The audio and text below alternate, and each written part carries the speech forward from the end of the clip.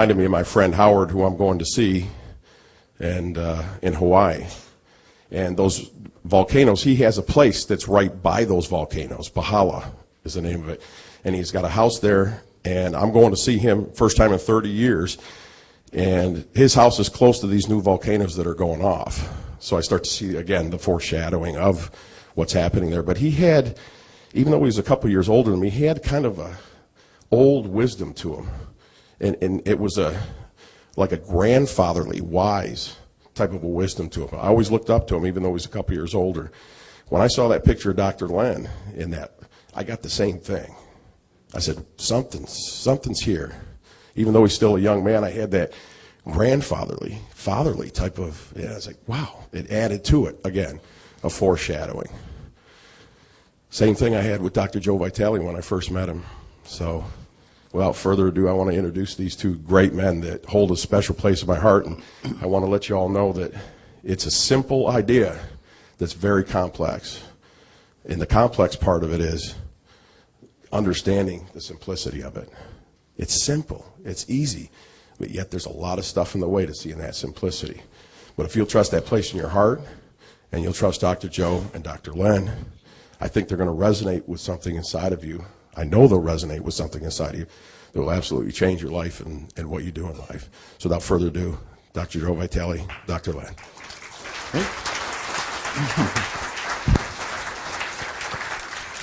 Thank you. I love you. Excellent.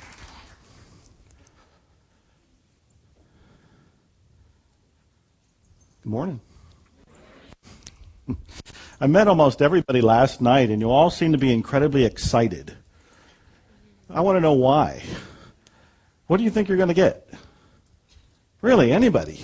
What do you think you're going to get? What are you excited about? Something that's going to change your life. More clearing. Somebody else.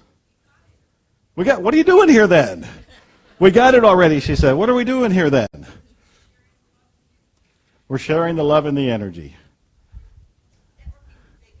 We're networking with the big guy.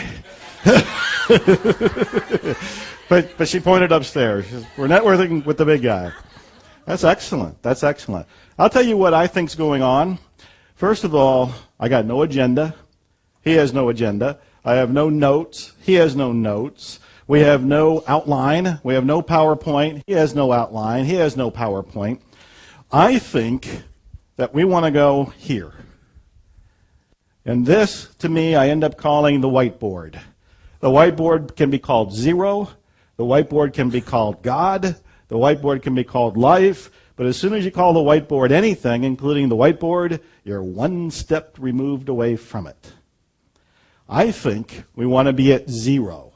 We want to be at the place of zero limits. And anything we say about what we'd like to get out of it, anything we say about what we would like to do, anything we say about what this is, anything we say about the beliefs and limitations is all our garbage that we've written on the whiteboard. Now, Mark gave you this wonderful introduction, and it is true. He told me that wild story about this therapist that worked for the mental hospital for the criminally insane, who somehow did not work one-on-one with people. He saw them in the halls, but somehow managed to heal them. I found that man.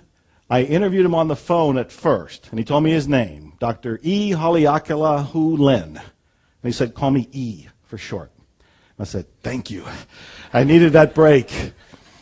So I talked to E, and I asked him, is it true that you worked at the mental hospital? Yes. Is it true that you didn't see patients? He said, not professionally. I saw them in the hall. Is it true you helped heal them? He said, yes. And I said, what did you do? I was profoundly curious. He said, all I did was clear and clean myself. What does that mean? I clear and clean myself and mentally ill criminals get better? It did not compute. So he said, my whole job here, and he meant my whole job on earth, but he was also talking my whole job there at the hospital is to clean. Explain that to me. He was very patient. He took 45 minutes with me. He did not know me. He had no idea who I was. He never knew that we would ever meet. He never knew that there would ever be a book. He had no idea we'd ever do seminars together. He was just being open-hearted with me. The divine said, answer the phone. I called. He answered the phone. He answered my questions. What he explained is he would look at patients' charts. Can I pick this up for a second? You can imagine that this is a medical chart, and so he would look at the patient's chart, and he would see that they were a murderer, they were a rapist, they had done something pretty dastardly, they were mentally ill criminals who had been confined in a mental hospital, institution. And as he looked at it, he noticed what he felt within himself, which could have been anger, which could have been resentment, which could have been rage, which could have been bitterness, any number of things. Whatever he felt in himself is what he tried to erase. This is what he meant by clearing. He wasn't trying to clear you. He wasn't trying to clear the patient. He was trying to clear what he noticed within himself that participated in the creation of the patient. I didn't understand. I didn't get it. And I said, okay, how did you co-create them? How did you participate in the creation of a mentally ill criminal who you didn't know anything about and knew no history of, that you didn't know anything about until they got to the hospital? And then he said the most mind-stretching thing that still boggles my mind. And when we talk about complete responsibility, this has taken it to a level that nobody outside of this room, unless they've read Zero Limits or done a workshop with him, have ever considered. And that's the idea that most of you have heard, that you create your own reality. I see some heads nodding. In Dr. Len's world, and it's actually Dr. Hulen, I've shortened it from E to Dr. Len, but it's actually Dr. Hulen, if you want to say his name correctly. In Dr. Hulen's world, he says, if you create your own reality and somebody shows up in your reality that happens to be a mentally ill criminal, you created them too. You create your own reality. They're in your reality. This is 100% responsibility to a degree that almost nobody hears about, let alone entertains or tries to live. So I did find him. I did do that interview with him. I did do a seminar. In fact, Mark Ryan and I did the seminar, the first one, together. And I did several seminars with him. I also brought him to Austin, where Suzanne and I had set up this dinner party. We thought 5 people might show up. We had like 75 people who showed up. They were just drawn to this whole idea. And then, of course, we did a preliminary Zero Limit seminar about a year ago in Austin. Didn't advertise it. I just wanted to see if Dr. Hulen and I danced well together. And we danced remarkably well together, letting the divine play the music. So he has agreed to come and do another workshop for today and tomorrow. When I say workshop, that's not making any sense to me. It needs to be called something else. It's not really a workshop. It's not really a play shop. It's not really a seminar. It's some sort of experiential, some sort of splash of the divine. And it is all driven by inspiration. As you'll be learning, that you have a choice. Your choice is to come from inspiration or to come from memory in each moment. And virtually all of us are coming from memory. We're coming from something we've done before. We're coming from past programming. That's what we want to clean. That's what we want to erase. And as you erase that, you start coming from inspiration. And where does inspiration come from?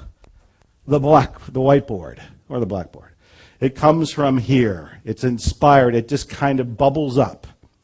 And throughout the weekend, if it occurs to me, I'll tell you various stories about how that's bubbled up for me, how inspiration has just kind of showed up. And I say when inspiration shows up, your part of the deal is to take action. And then if you're actually clear, you'll automatically take action. That if you get an inspiration and you don't take action, it's because there's some sort of memory there that's causing you to not move forward. So hopefully you're all delightfully confused. And that's a wonderful place to be. Confusion is that wonderful state before clarity. So it is a great pleasure, a great honor to bring up here somebody who has deeply influenced my life, somebody who is a co-author for one of the most important books I've written, Zero Limits, the man of the moment, Dr. Hulen. Is your mic on? I'm going to make sure you're on. Say something.